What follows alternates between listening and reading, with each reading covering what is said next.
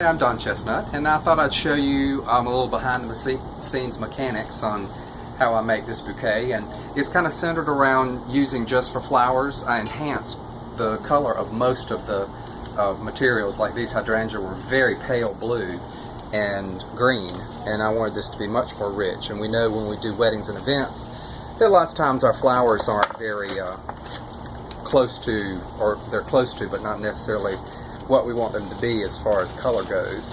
And this will be a little free form, but it has a spiral technique as its basis, and I'll keep the materials grouped.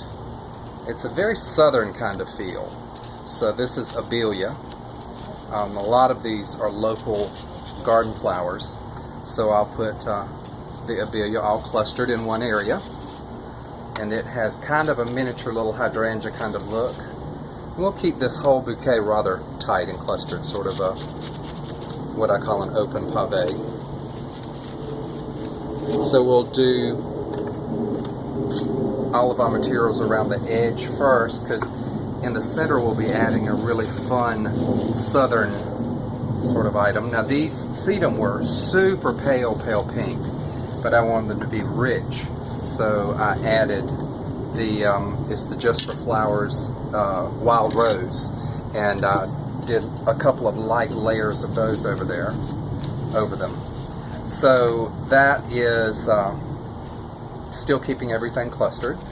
Now you'll notice I wired certain items like the magnolia florets, and I've given them a false stem, and also clusters of foliage. I think this is euonymus. I'm not exactly sure. I found this at the last minute and just loved it because it will bring out the beige and ivory of the feature flower of the bouquet. And it also allows you to, the wiring things allows you to move stuff around pretty easily. Even wired little florets of the magnolia miniature little gem foliage. So the focal point of our bouquet is going to be live magnolia, and so many people say that it just cannot be used, but I've used it for years, and you just have to be careful with it. And you might find that it gives you a sort of a vintagey kind of look, because you'll want to pick them when they're nice tight buds like this. Now this one stayed closed, but I will use it closed. Now I'm loosening my hand up where I hold it to let those tuck in there, and everything will remain tucked.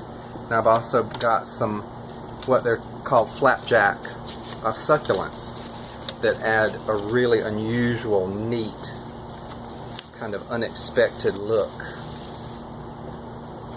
to the bouquet.